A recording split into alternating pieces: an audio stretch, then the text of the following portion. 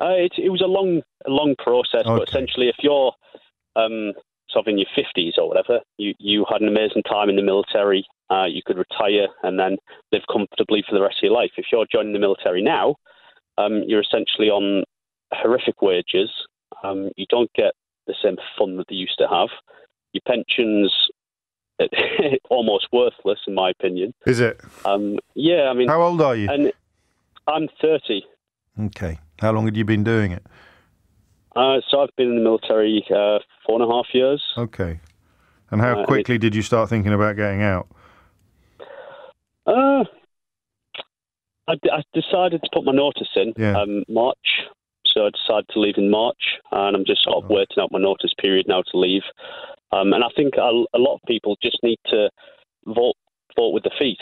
Yeah. The government clearly don't care about people. Was it entirely a financial decision for you, Stuart? Not entirely. Ultimately, I didn't like the day job. But if I didn't like the day job, but it was paying me enough to live comfortably, then yes, of course, yeah, I'd stick it out. But when the expectation is you're going to work longer hours, the job's going to get more difficult, and I won't be rewarded for that, well, I'll leave and go and earn more money elsewhere. That's exactly what I'm doing. Do you mind if I ask where you're going? You're not going to drive a train, are you? No, I'm actually going in the NHS. I'm a nurse. Oh. Well, you don't need me to break this to you, but there's quite a lot of people leaving the NHS as well for reasons very similar to the ones you've just given me for leaving the army. Yeah, and do you know what? If you're willing to take big risks, you can find good jobs even in the NHS that are paying well. What do you mean by big risks, mate? Well, I'm going to be working permanent night shifts. Okay, all right. I'm going to have to work well over an hour's drive to get there. So when I'm looking at salary and things, I'm weighing everything up. What are my expenses to get to work, things like that. And I haven't started a family yet, but if I do want a family, I'm thinking, well, do you know what? If that's £1,000 a month I'm paying on childcare, I need an extra £1,000 from my job. Yes, exactly. No, I understand it. I've got a mortgage of nearly £400,000 over 40 years, so of course. When I wake up in the morning, I'm thinking I need to go and earn X amount, otherwise it's not worth me getting out of bed for. It's pointless me going to work. And I think if people just start quitting the jobs, there'll be the companies in the NHS, the military will be forced to pay people more. It'd be too late for you, though. I have quit my job and I've moved on to a better paid job. Yeah. So I'm looking at what the tipping point's going to look like, because you've got industrial action coming up probably later this year for much of the public sector, designed to get pay rises that are at least in line with inflation. Because if you don't get a pay rise in line with inflation, then you're... Well, I've never had a pay rise. I've been nursing now for 7-8 years. Never had a pay rise, even close to inflation. What do you think? I mean, I don't know how often you listen to the programme. Why? Some people listening to this will be very surprised by what you just said. How do you account for the fact that it's as if the public sector is being run down in the dark and most people aren't even aware of it? Well, how has that been permitted to happen? I mean, whether it's austerity or whether it's a sinister master plan to privatise the NHS, whatever the reason is, in 2010, when the Tories came in, even off the back of a global financial crisis, in the health service, for example, patient satisfaction was the highest it had ever been.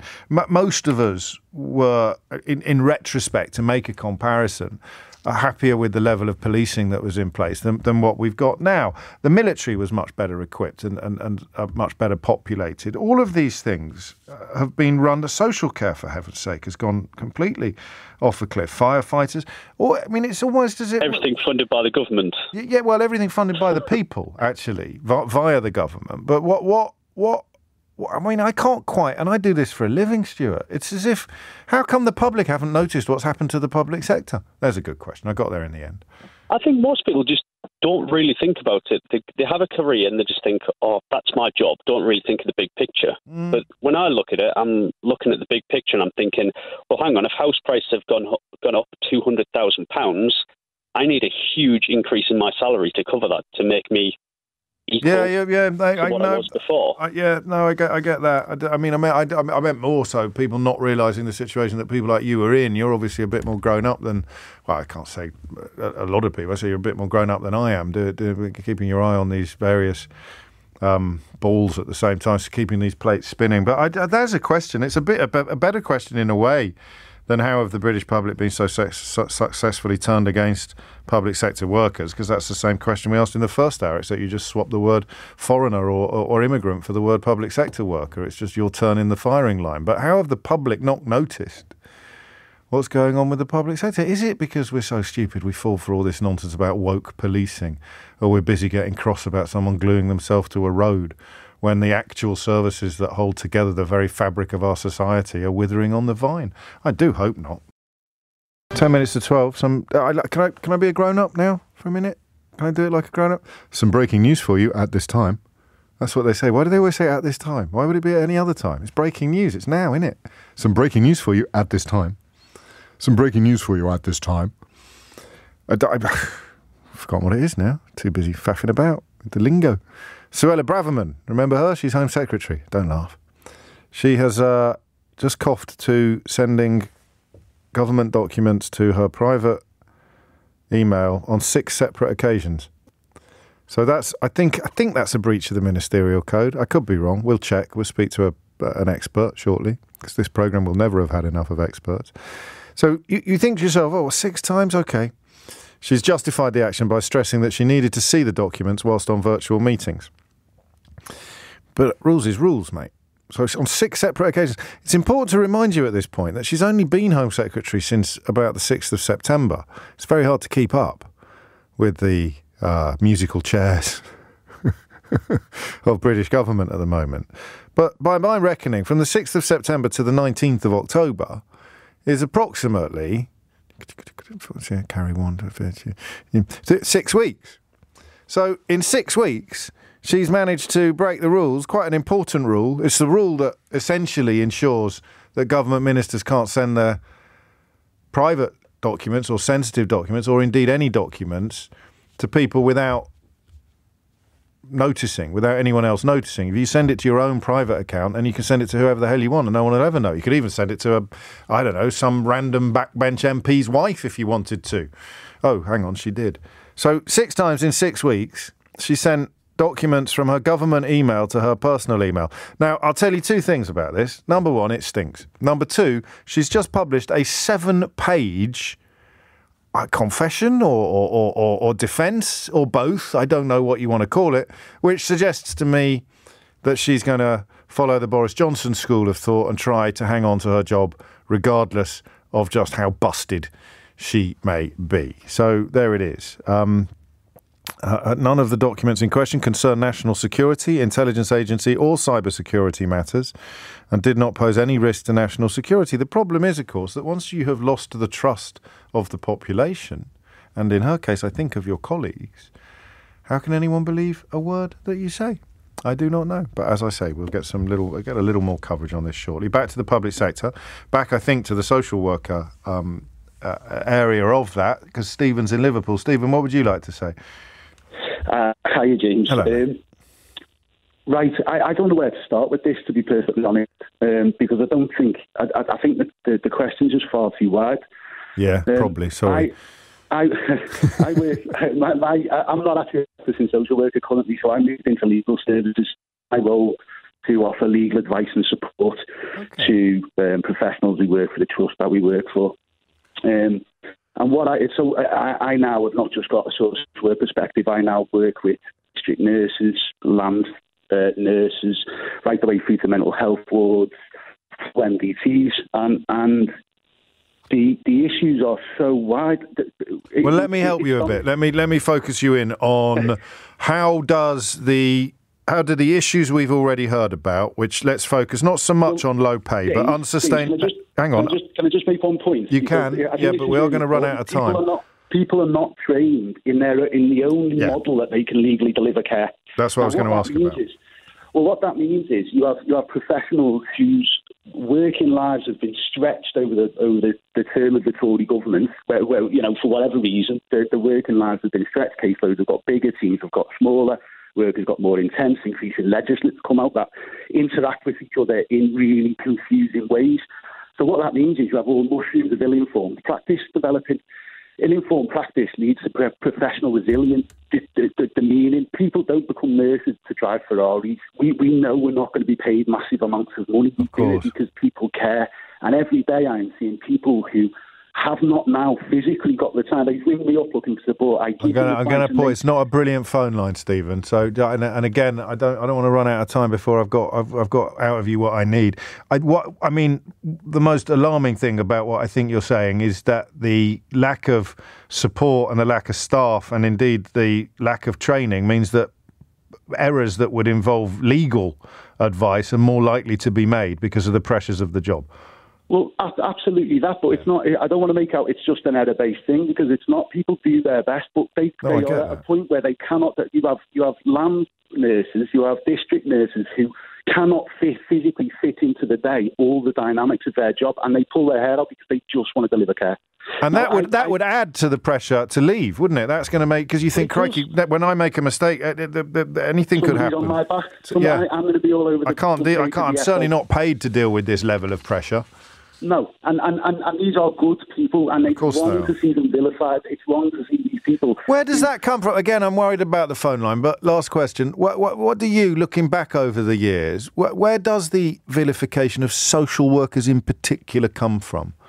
Well, because they need. It's the same across the board. You need someone to blame in order to. It's usually quite easy to work out why it works, Stephen. So look, the ancient hatreds of xenophobia or homophobia. If you want my honest opinion, the government wants an insurance-based model of care. So what you do is you write a book and tell everyone how you're going to destroy the NHS, and then you do that over the period of your tenure, and that's what happened. They want a line. So it is just we're back to the media rhetoric and the targeting and the targets being painted on the back of people like you, and then the great British public just nodding along with it. Yeah, down with social workers. We hate them. And when, God forbid, something truly awful happens to a baby P or to a Victoria Columbier, once again you take one freakish example of something absolutely awful and use it to pretend that it somehow tells you something about the entire sector or the entire cohort. Thank you, Stephen. Sarah's in Worcester Park. Last word on this, Sarah. What would you like to say? Yeah, hi, James. Hello. Hello. So, first-time caller. Welcome. So I was a social worker for 36 years, and I stopped just before the pandemic. And you know what? My heart absolutely leapt when I heard you wanting to talk about social workers, because it's not really a very sexy subject to talk about, is it? No, I guess not. We talk about nurses and teachers and all the other lovely people that do such, amazing work. But we very, very rarely talk about social workers, because we are the profession that people like to malign. So I was really pleased to hear that you it swings and roundabouts, isn't it? Because we're talking about it because the things are so bad. Did you leave under natural progress, or had you had enough? I'd had enough. I was retirement age, okay. But the pressures were just humongous. And I think what's something that people don't really talk about is that 70% of our work is actually about admin. Gosh. So that leaves very little time to actually, get to know your families and get to know your children. And I'm absolutely passionate about child protection. I've done it for 36 years. Yes. And it's just undoable. It's just, you can't do, I only believe there's only one way to do things, and that's properly. And if you can't do things properly, that's very, very stressful, because you're not doing the best for the kids, which is what it's all about. And contrary to what the media would say, actually social workers really do make a difference in children's lives. Of course they do. Why is that? Again, I'm probably sounding very naive. Why is it one of the bête noirs of the right-wing media? Why is it? Because you're all lefty do-gooders? Is it because you make them feel bad about their complete absence of conscience and compassion? What is it? Because when everything goes really, really bad, and let's face it, we're all human, and people do make mistakes, and when you're under pressure and when you don't have enough support and stuff like that, we can't do right for doing wrong, because if you take a child away, then that's a major thing. And actually social workers, contrary to what the press would have you believe, it's not social workers that take children away, it's actually the courts. The courts make the decision. It's the social workers that have to provide. And again, that's child protection. I guess maybe that's part of it, though. We can be persuaded to think that you're going to come along and take our kids away, and it won't be fair. But again, it's scaremongering, isn't it? It's believing the worst for the weirdest of reasons. Sarah, thank you. I'm stopping only because it's 12 noon. 3 minutes after 12 is the time. Back to Leaky Sue, I think, now, don't you? Because do you get this? I know it's my job, it's probably not your job, but it is. I can't quite remember what things used to be like. A, before Boris Johnson, and B, before Brexit, when things were far from perfect. I'm one of those people who likes to think of the Olympics opening ceremony in 2012 as being a bit of a high point. But you know what Twitter's like, or indeed what public discourse is like. You say something like that and you'll get some misery guts coming along and going, well, actually, I think you'll find there was still an awful lot wrong in this country in 2012 as well. And you're like, I know. I'm 50 and I just said, you're like, I know. You can tell I've got teenagers at home, can't you?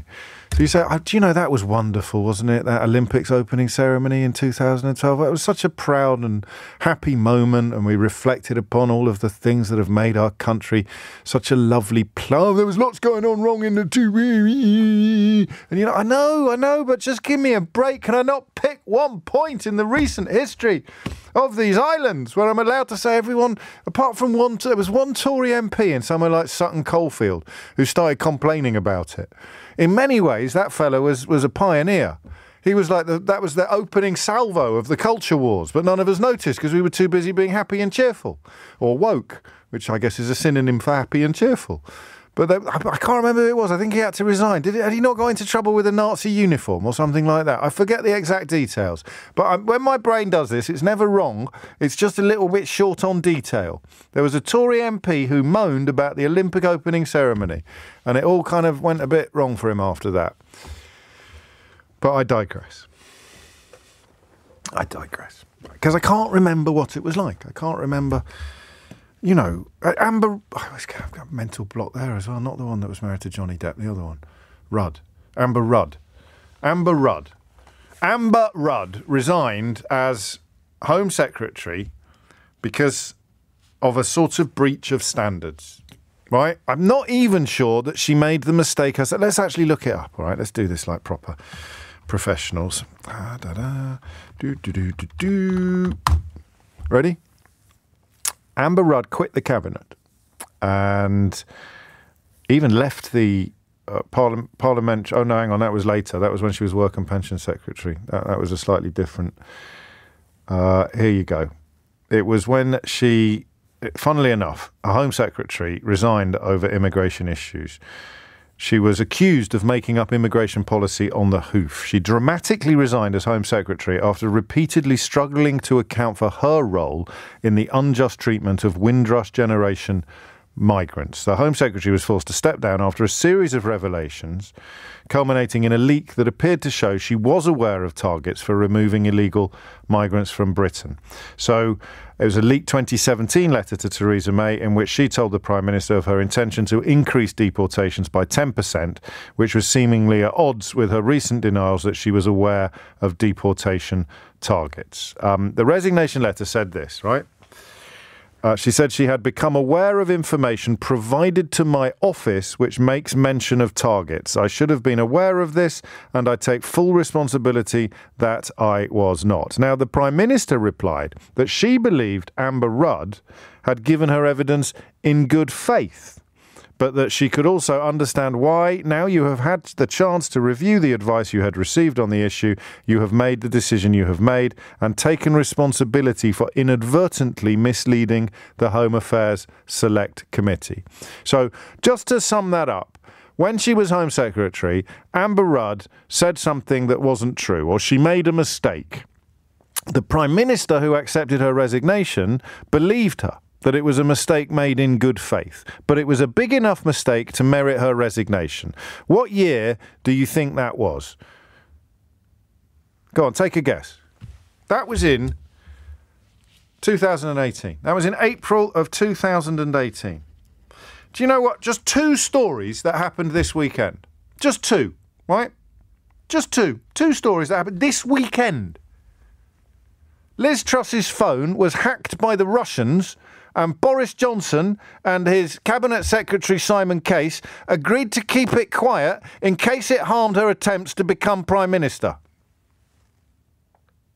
I wish you could see me. Actually, maybe they'll do a clip. I just sat back in a really Liz Truss kind of way then. You know, when she goes all meerkatty halfway through a speech. So, hang on, I'll do it again. Ready? Liz Truss's phone was hacked by the Russians, and Boris Johnson and Cabinet Secretary Simon Case agreed to keep it quiet in case it harmed her chances of becoming Prime Minister. That is a disgrace. And then it turned out, Suella Braverman's got scandals coming out of her ears. Ignoring legal advice about what was going on in Manston when diphtheria and scabies are racing through those poor benighted people who are sleeping on floors and rolled up mattresses. I don't know if that's even in the top 3 scandals involving the current Home Secretary. She almost certainly lied about the circumstances in which she was sacked by Liz Truss. You know, the one whose phone was hacked by the Russians, which was kept secret by the actual Prime Minister and the Cabinet Secretary in case it damaged her chances of becoming the next Prime Minister. She claimed, of course, that she'd made a terrible mistake, and the minute she realised it, she brought it to the attention of the authorities and offered her resignation, which is clearly not true, because this weekend it emerged that she'd sent an email to the fella that she accidentally sent the document to when she was deliberately trying to send it to someone else who wasn't supposed to get it, saying, please delete and ignore. And she didn't come forward for 2 hours. And then today, it turns out she's done it 6 times in 6 weeks. So the thing that she did accidentally, but resigned as soon as she realised that she'd done it, she'd actually done at least 6 times in the 6 weeks that she'd been Home Secretary. Is anybody else confused? And in 2018, the Home Secretary, Amber Rudd, resigned for making a mistake in good faith. And Theresa May accepted her resignation. 4 years. 4.5, 4 and a bit years. What happened? Not Brexit, actually, on this occasion, although it is obviously part of the mood music. I'll tell you what happened. Boris Johnson happened. 2018, a Home Secretary accidentally misleads a select committee. Evidence emerges that prompts her to offer her own resignation. Toot sweet, no questions asked. Sayonara and thanks for the memories. 2022, a cabinet minister's phone can be hacked by the Russians, containing all sorts of details, including, it was reported, exchanges between her and her close friend Kwasi Kwarteng, who of course she made Chancellor of the Exchequer. And Boris Johnson and Simon Case agreed to keep it quiet, lest it damage her chances of assuming the highest office in the land. And then Suella Braverman, who resigned after accidentally sending stuff from her personal account, turns out she'd actually sent stuff to her personal account on at least 6 occasions. 11 minutes after 12 is the time. Now we're going to get a phone in out of this. Under Boris Johnson, I occasionally asked you whether or not you could conceive of any circumstances in which a member of government would actually resign. And you couldn't, could you? Matt Hancock resigned, but only on his own volition. Boris Johnson was quite prepared to defend him. Boris Johnson eventually resigned, but only because his position had become completely untenable. Liz Truss resigned, but only because her position had become completely untenable. Under pressure from their own MPs, remember, it wasn't the Labour Party that got rid of Boris Johnson or Liz Truss, it was the Parliamentary Conservative Party. And now we are looking at 2 stories, and goodness knows, if I literally just went over there for 10 minutes and came back, I'd probably have 10 more. We're now looking at 2 stories that depict a government that is, I think it's beyond description. And this is what worries me most, and this is where we're going to get our next conversation from.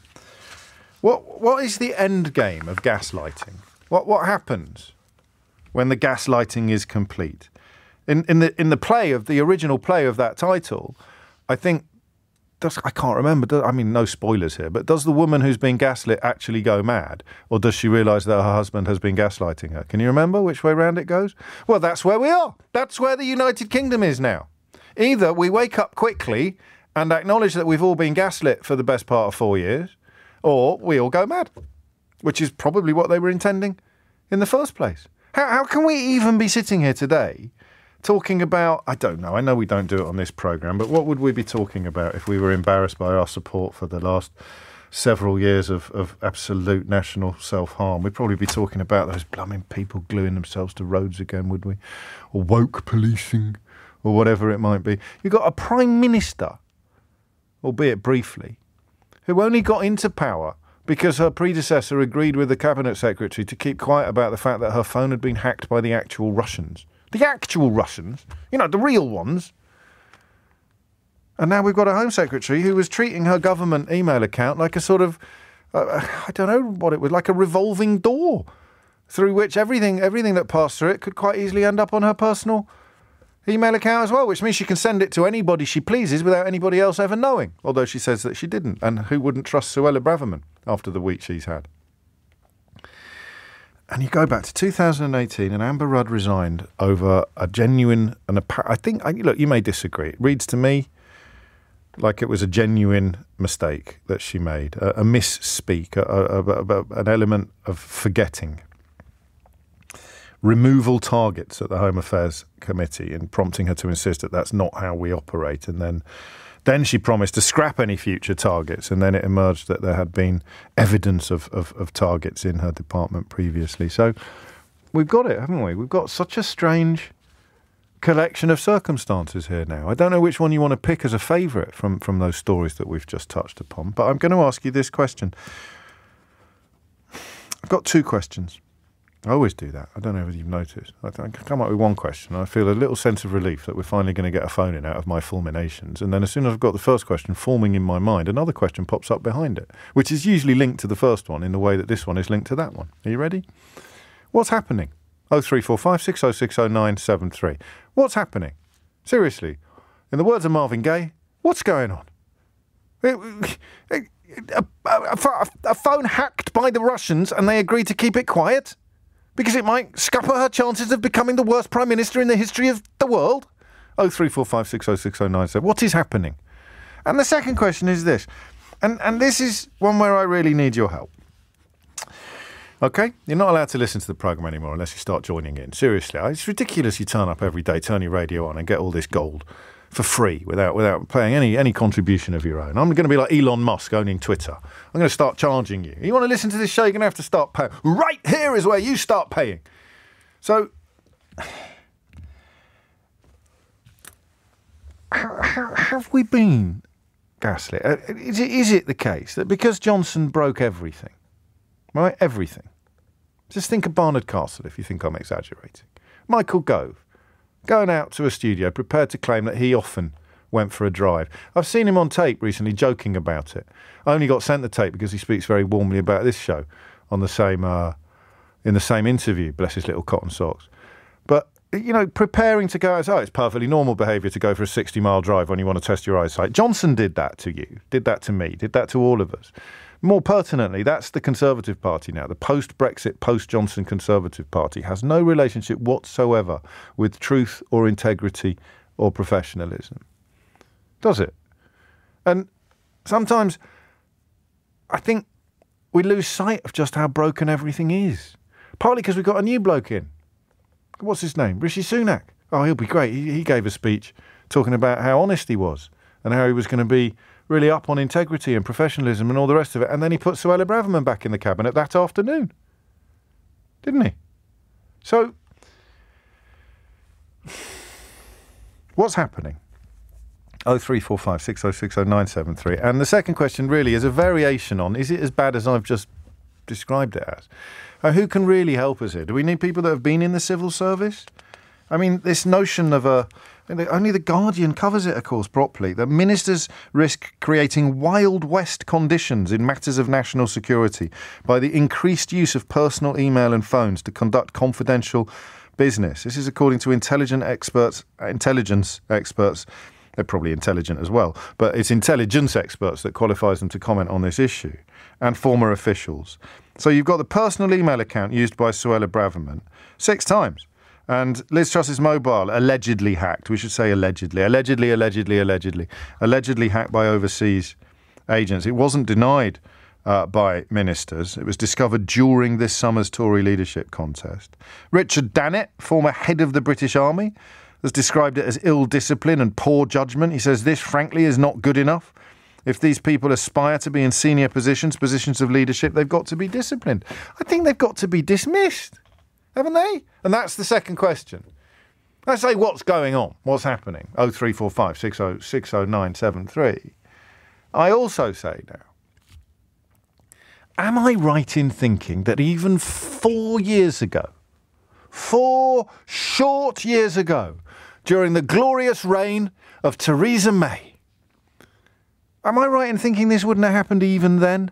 So post-Brexit, so still in the madness, but not in the swamp of Boris Johnson's creation? Or am I being naive, foolish, idiotic, all of the above, fill your boots? So how is this happening? And secondly, I think I'm right, aren't I?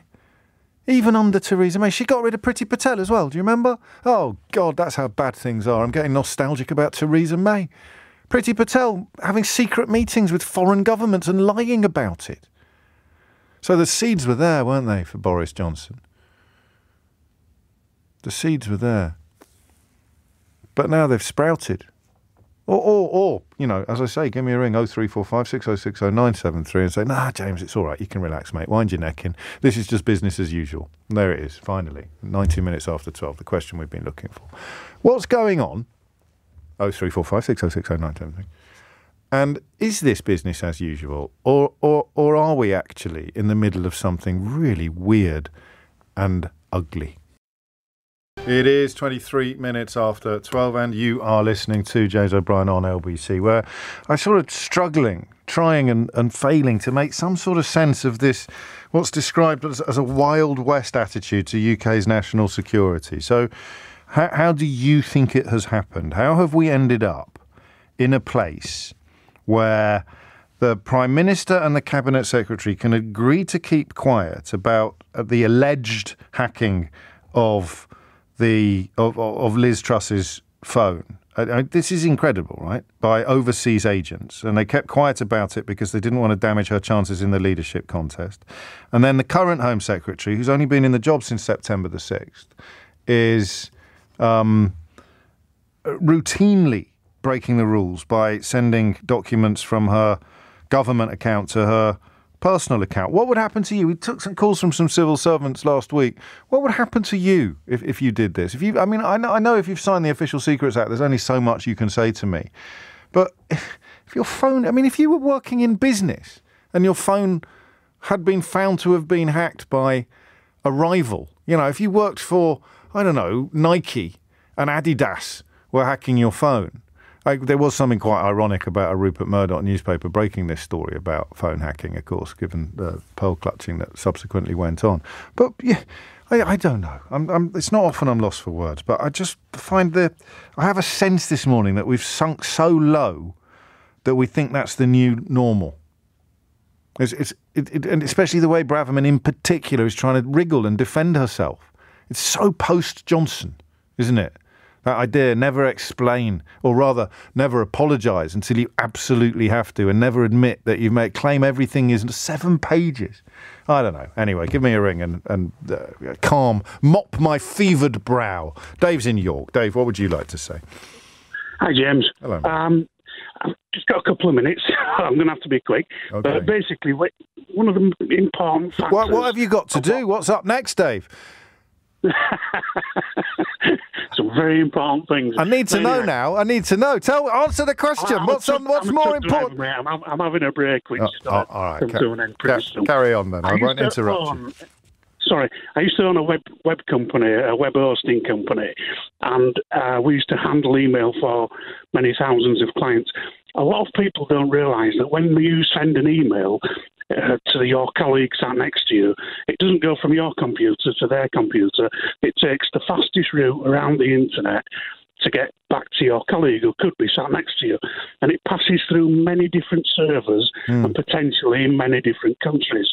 So when Sue Ella Braverman has sent her email from her secure network, which is a government secure network, to her own computer or her own email address, she's basically created a huge, in fact colossal security breach of the government's secure network. Potential security breach, I think. A potential, but yeah, it's in a hermetically sealed system, and even if she's only sending it to her own account, she's sending it out of the hermetically sealed system.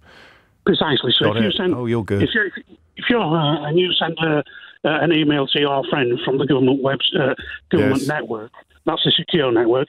The minute you pass it out of the government network to a public network, massive breaches of security, and the implications are massive. I mean, do you think the Russians don't know how to watch for this kind of thing? I'm pretty sure they do. But she will insist that nothing she actually sent was sensitive, or I mean, this is in the case of the news. That's irrelevant because Why? Once she's stepped into that public network with her system, that can be picked up and it can be piggybacked back in through there, and that leaves loopholes. And the more she does it, the more dangerous it becomes. It's just madness. Is it? So you're watching this, and I'm a bit ignorant in this field, as I am in so many, but I have a sense, and almost an intuitive sense, that this is a really big deal. But you're watching it from a position of expertise and experience, and you're absolutely certain it's a really big deal. Yeah, absolutely. Otherwise, why have the rule in place? Why would they have the blinking rule if it wasn't important? Exactly. Precisely. You know, that you don't have a secure network exposed to insecure networks in the way that she's done it. You just don't do it. And that's why the rule is that. She's done it 6 times in 6 weeks, Dave. It's like stacking a pile of gold up behind your living room window and putting a big sign up saying a big stack of gold. Yeah. It's ridiculous. I see what you mean. Really. I see what you mean. And a quick word, if you want, on the phone. The idea that foreign agents have allegedly hacked Liz Truss's phone and they decided to keep it quiet. I know. Can't believe it. That's what we need. That's what we need. That should be immediately exposed and in the public area so that we can all... It's not even as if you could blame her for it. Well, maybe, I don't know. We'll find out that she'd been very lax with her phone, or maybe they were worried about what was on it. But that's blackmail. That's straight away. They've got private messages. I don't know. Maybe she'd stolen some biscuits and she was telling Kwasi Kwarteng where they were hidden or something in Downing Street. There's all sorts of things that could have been contained within that. Again, it's post-Johnson. They don't need to hack Boris Johnson's phone. They just invite him to a party in Tuscany and tell him not to bring his security guards with him. God knows what happened there. But the more you learn about, the more you learn about the Wild West attitude to the UK's national security, the more you realise that all roads lead to Johnson. 0345 6060 973 is the number that you need. I guess that the government system that Dave describes would be more like intranet, wouldn't it? It'd be more like If I send you a message, that doesn't leave the building. But if I send it outside of the intranet, then it does leave the building, and it automatically, therefore, becomes vulnerable. I know it's not pronounced intranet, but I did it for the ease of comprehension. 12:30 is the time. Amelia Cox is here now with your headlines. It's 12:34. I think, and I love it when stuff happens live on air, but I think that Suella Braverman's attempts to get off the hook for her latest problems may have given the lie to her attempts to get off the hook for her last problems. In other words, the claim that she fronted up about the original sending of documents that she had no business sending, like voluntarily. It looks from the timeline she's just published that it only happened after the member of another MP's staff who accidentally received the stuff she was deliberately trying to send to a member of her own campaign team had brought it to the attention of the Chief Whip. We'll have a look at that and indeed at some of the other issues confronting the Home Secretary now with our Westminster editor, Ben Kentish. Ben, where to begin? Let's begin, James, shall we, with, I think, the two big questions that you just touched on that this letter raises. Let's go through the timeline of events that Suella Braverman sets out in this letter to the chair of the Home Affairs Select Committee. She says that the email in question that was sent to another backbench MP with a government document attached to it that should not have been sent to a backbench MP was sent at 7:25 in the morning. Now, as well as sending it to that MP, she also tried to copy in the MP secretary, but actually sent it to a totally different MP's member of staff. She realised what she calls that mistake around 10 a.m. Then she goes to chair a meeting in the Home Office. She also travels to the House of Commons, James, to meet with two constituents. Only around 12 p.m. does she hold a conversation with her special advisor and inform her department of this mistake. And indeed, it's not until about 1 p.m. that she officially reports it as a potential breach of government security. Now, there's two big questions that raises. The first one is the timing of this. There's about 3 hours between her realising that she sent it to the wrong person and officially reporting it. Why is that significant? Well, it's significant, James, because in her her resignation letter, she said to the then Prime Minister Liz Truss, as soon as I realised my mistake, I reported it. Now, people will draw their own conclusions on whether a 3-hour gap constitutes as soon as I realised my mistake. The second big question is the one that you just raised. At the point Suella Braverman officially reported this breach of security, she had already been made aware that others knew about it. The Chief Whip knew about it. The MP that the staff member was employed by knew about it. And in fact, the Prime Minister also knew about it. So it was not the case that when Suella Braverman raised it, she was the first one to do so. She was already aware that the secret was out, that the Chief Whip and others in government and in her parliamentary party knew about it. And of course, that raises questions about whether her claims to have been completely transparent from the start and fessed up and owned up as soon as she realised, again, whether they are quite as credible as perhaps she would like people to believe. You say it raises questions, Ben. It comes pretty close to answering them as well, doesn't it? Well, I think the suggestion that she says, I raised it as soon as I realised my mistake, and in her own timeline now accepts that there was a 3-hour gap. She says she did it now at the first available opportunity, James. But of course, people will say, hold on, you realised that as the Home Secretary, you had broken the potentially broken the government policy on security. You'd also broken, by doing so, the ministerial code. Yes, of course. But you prioritise going to the House of Commons to spend 25 minutes meeting two constituents before you decided even to report the breach to your own department. People will certainly ask whether that constitutes as soon as I realise my mistake. Yeah, by which time it was halfway around the world. Is it a breach of the ministerial code to send documents from your government account to your personal account as well, or not? Do we know? Yes, she accepts that she breached the ministerial code in two ways, James. Firstly, by breaching the security and the IT policy by using a personal email account. She's done that 6 more times, hasn't she, then, in this document? She has done that 6 more times. I'll get into that. The second breach is by sending a government document to somebody who should not, of course, been sent it, the backbench MP. Yeah. But you are spot on.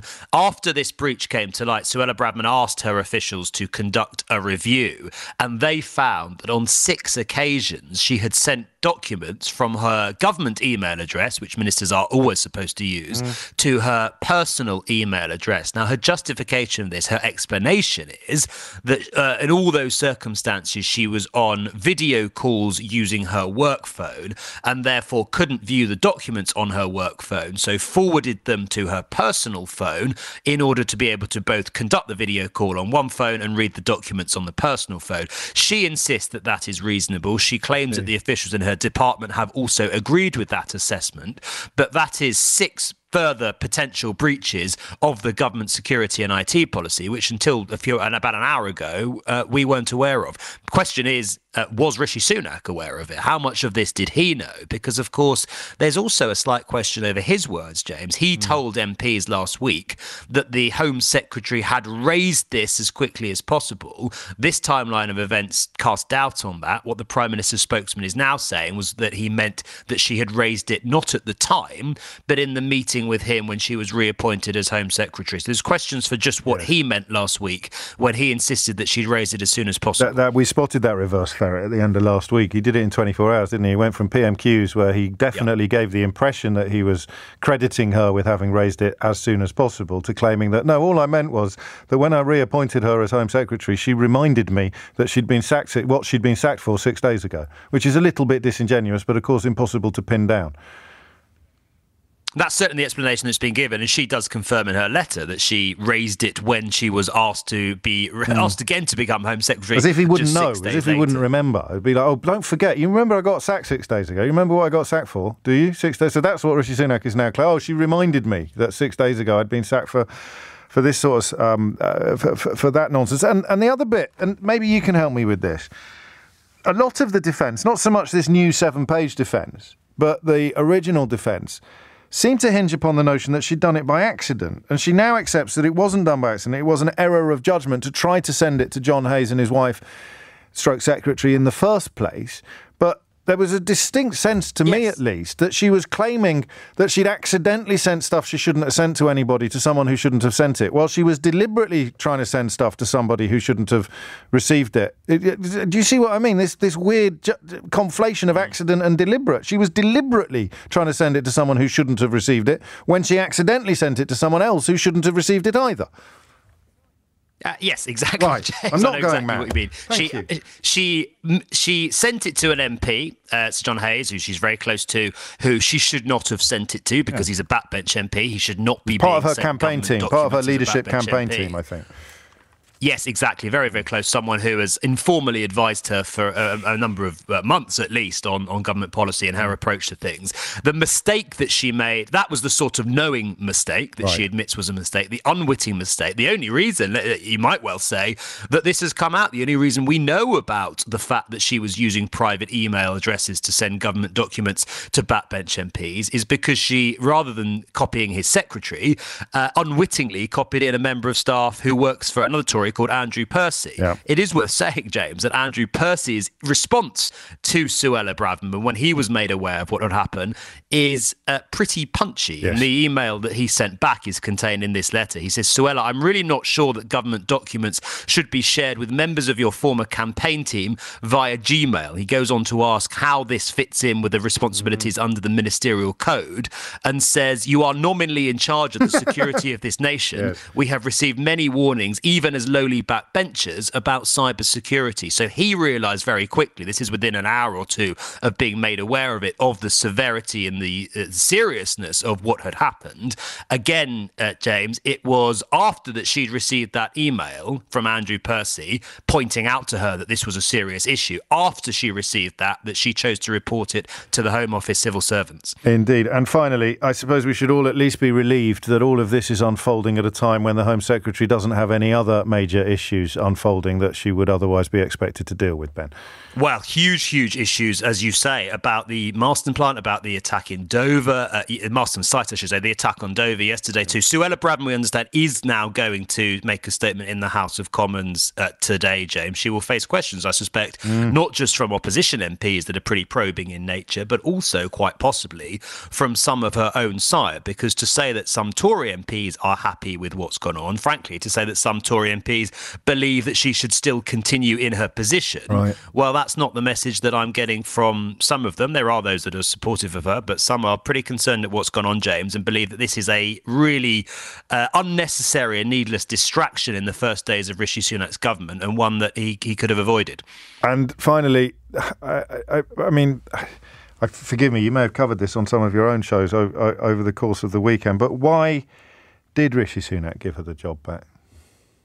Well, the strong suggestion from Tory MPs is he knew that he needed her support to be sure of defeating Boris Johnson. She represents the right of the party, James, as you know, and that was seen as key to getting him over the line in terms of the nominations and the threshold. Now, his team dispute that. They say the first time it was discussed was when he appointed her after becoming Prime Minister. But certainly it was widely seen, I think, in Westminster, including in his own party, as an attempt to bring the party together, unite different wings of the party, but in doing so, try to get all those disparate parts of the Tory parliamentary party behind his leadership. Great stuff. Ben Kentish, LBC's Westminster editor, talking you through in forensic detail this curious chapter in the well, it's only a week old, this government, and already it's mired in scandal, claim, counterclaim, and allegation. But Suella Braverman, 7 pages, some of it quite damning, but clearly a last desperate attempt to hang on to her job.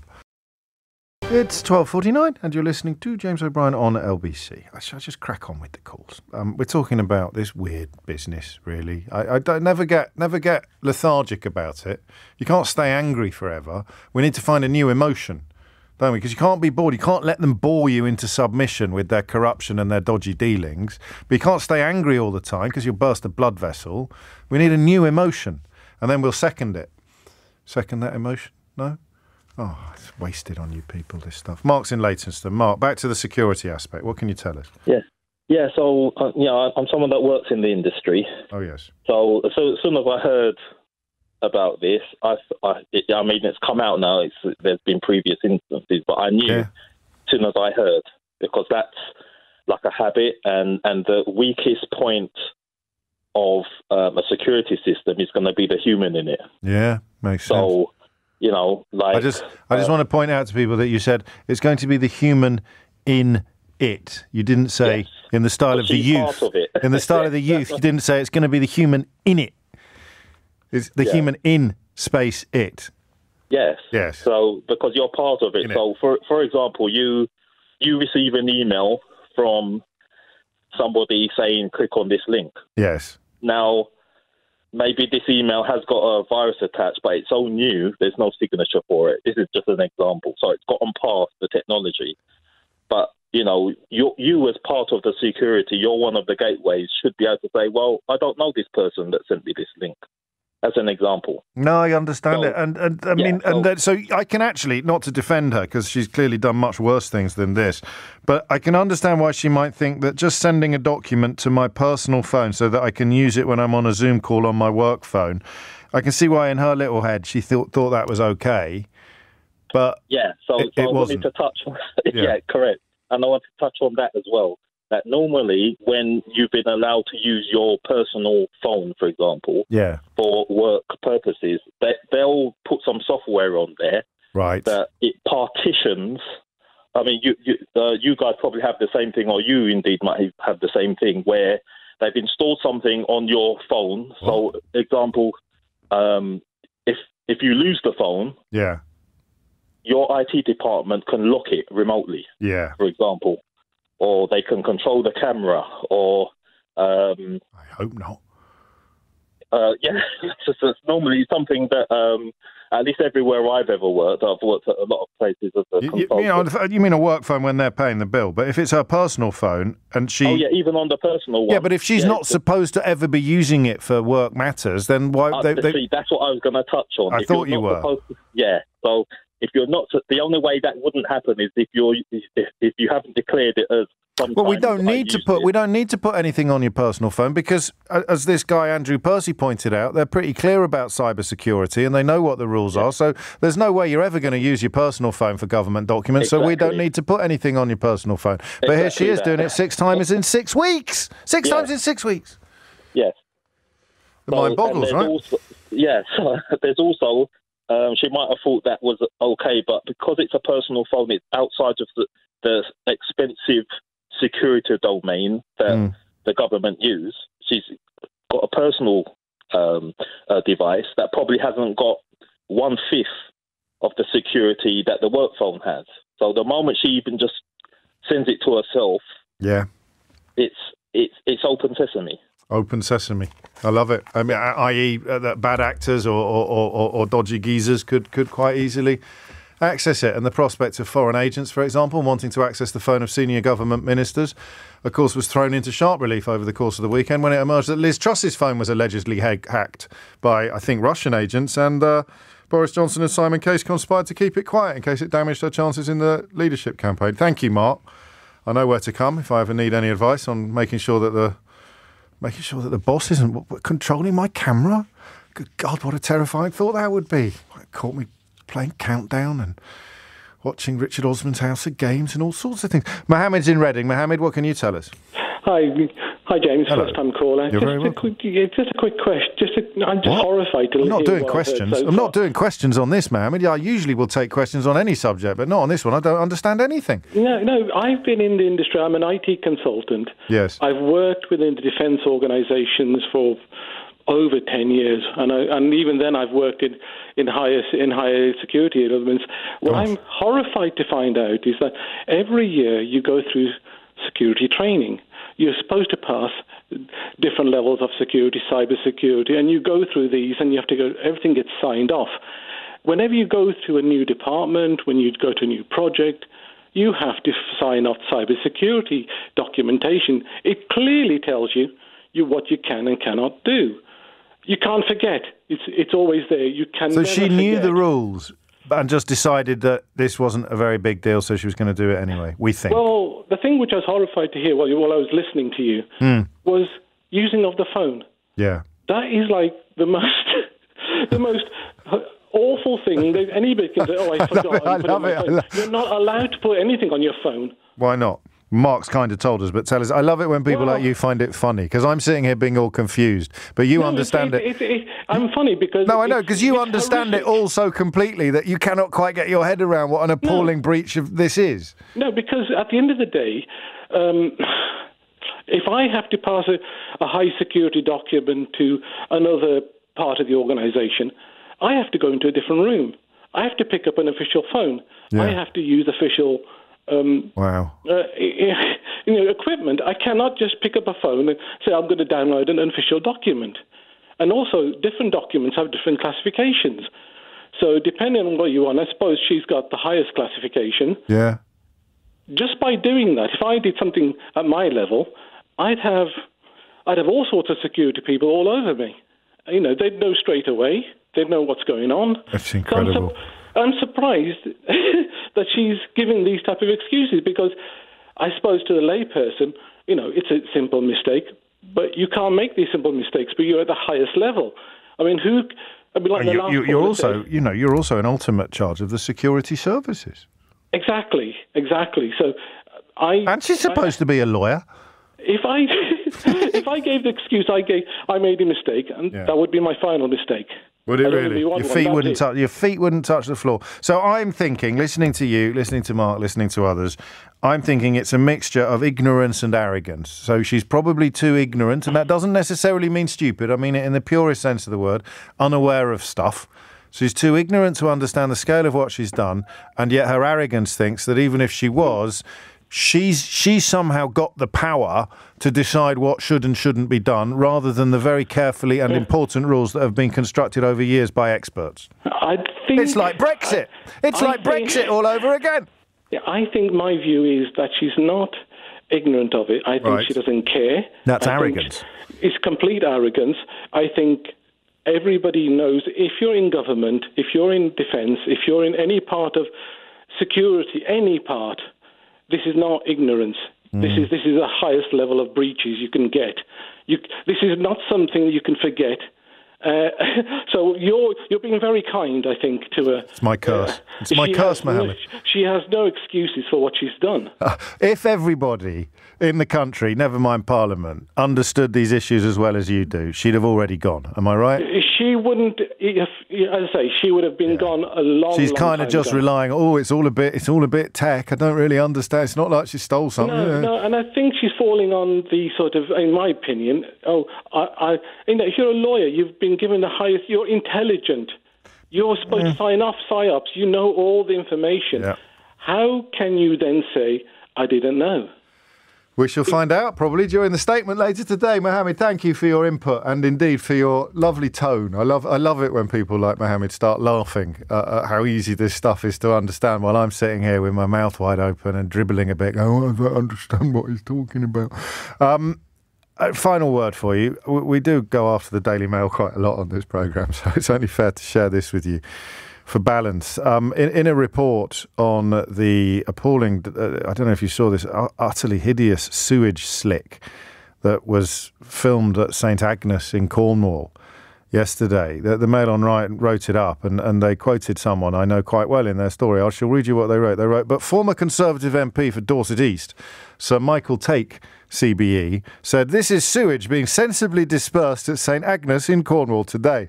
You'll see the beach is empty, so no one is being harmed. This would, of course, have been stopped by the nitpicking EU. Brexit means we can now employ such safe procedures. Good news. And the Mail actually wrote that up. They quoted him after finding these comments on Twitter. So just if you're not familiar with the Twitter account of Michael Take MP, then just have a little think about a diminutive form of his Christian name. Or what does one usually do with the Michael? Well, okay, let's say that his nickname among his friends is Mickey or Mick. Mick Take? Anybody? It's a completely parody account quoted in the Mail as a... Oh, never mind, here's Sheila. The worry is it was so feasible to the person who put it in the paper. He's probably got a knighthood now. In the paper. He's probably got a knighthood now. In the paper. He's probably got a knighthood now. In the paper. He's probably got a knighthood now. In the paper. He's probably got a knighthood now. In the paper. He's probably got a knighthood now. In the paper. He's probably got a knighthood now. In the paper. He's probably got a knighthood now. In the paper. He's probably got a knighthood now. In the paper. He's probably got a knighthood now. In the paper. He's probably got a knighthood now. In the paper. He's probably got a knighthood now. In the paper. He's probably got a knighthood now.